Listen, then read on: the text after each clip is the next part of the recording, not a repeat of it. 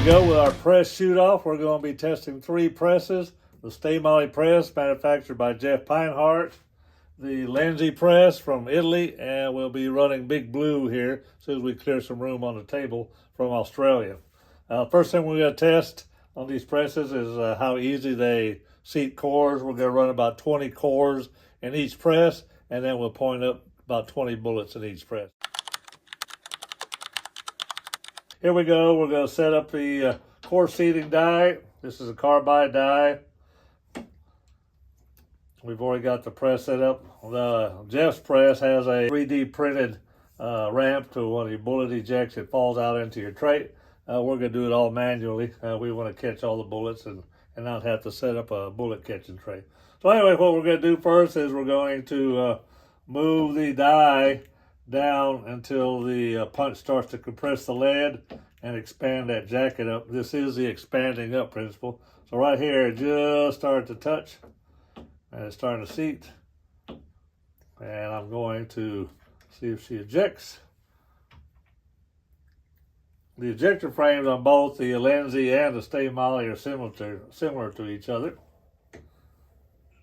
So here's our seated core. You can see it's compressed the lead in there. It's also expanded the jacket out. Now the jacket is trying to go back to its original position and grabs hold of that lead core.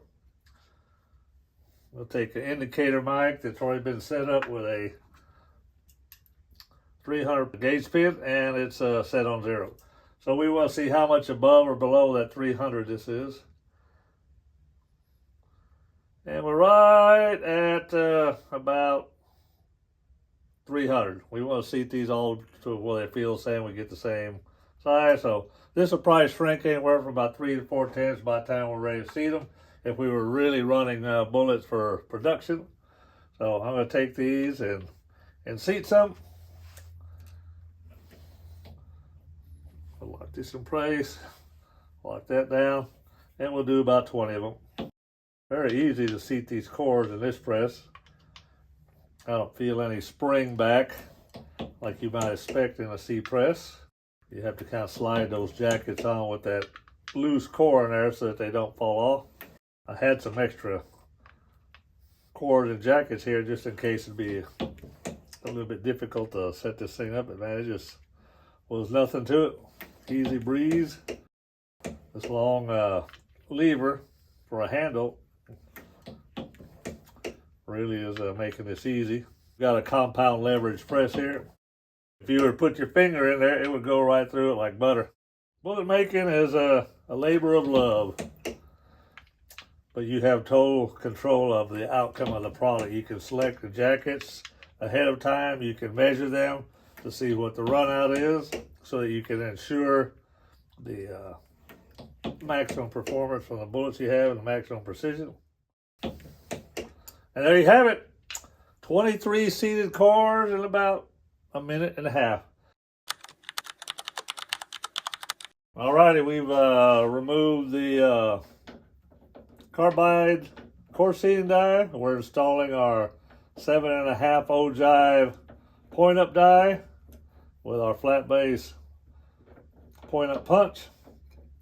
We have several point up dies. We have a 7.5 ogive, we have a 9, and we also have a 10.5. And what we'll do every time we get a different lot of jackets, that we'll make bullets on every one and see which of the different ogives seems to shoot the best. So anyway, these dies are a little bit tricky to set up for the new guy. As you see, the ejector is spring loaded. So what we try to do is that mouth is closing up around the ejector pin. We want to capture it just where it captures it, and then we'll release the pressure on the bullet. Your ejector should pop up. Hopefully I won't make a jackass out of myself in this video. And then we'll turn it in about half a turn to get our first initial pointed up bullet. So anyway, we apply a little pressure, let it come up, apply a little pressure. You can see I've done this so many times, it's got a pretty good rhythm to it. So I can feel the pressure increasing as the point is being formed on the bullet, or the ogive, if that's what you want to call it. So now I'm going to slow down to just barely capture that pin. It feels like it just got it. So when I release pressure, it should come up just like that. Usually at this point, I'll turn my die in about a half of a turn. And we'll see if we have a finished bullet when this happens. Oh, look at that. We have a bullet. Bingo. Let's try another one, see what happens. A lot of times you lose a lot of lube off that first one, so it's not a true judge of the press if it's hard to eject. I'll just kind of tighten this up a little bit.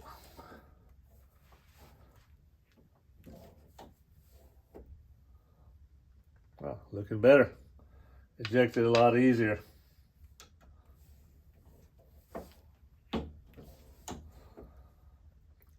Now, everybody thinks it'd be hard to make a heavier bullet. Let's just say from the 135 up to a 200 grain bullet.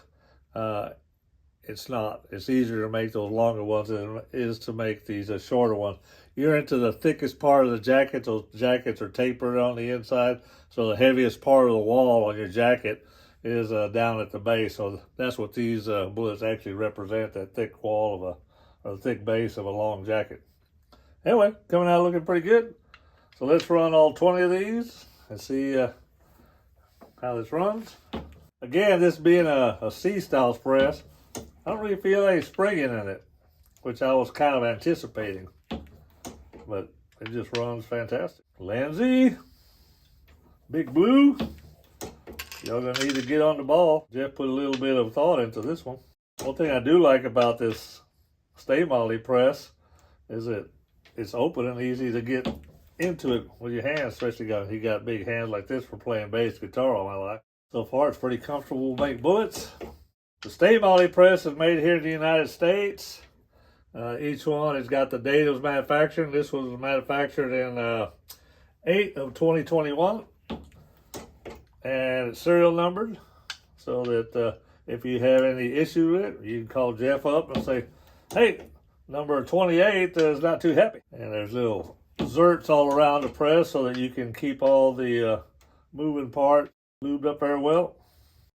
So what do I think about this one so far? The handle is of a good length, especially for doing these little short 30 caliber, so it makes it easy to point them up. I really like this 3D printed little ejector chute right there. That it's easy to keep your bullets out. You don't have to pick them out once you get used to doing it.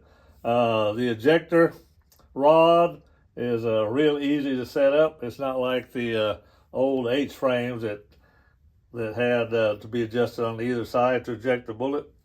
It's made in the United States, so you should be able to have it serviced if it needs to be serviced pretty easily. And so far, I haven't run the other ones against these 30 caliber bullets, but this one's pretty impressive. Like I said, for a C-frame press like this and not feeling any flex in it, I was pretty happy with the way it functioned. So this has got high marks so far. I don't see anything that I can complain about. Plus, we don't like whining here, so this doesn't give me any reason to whine at all. For about $1,600, not too bad.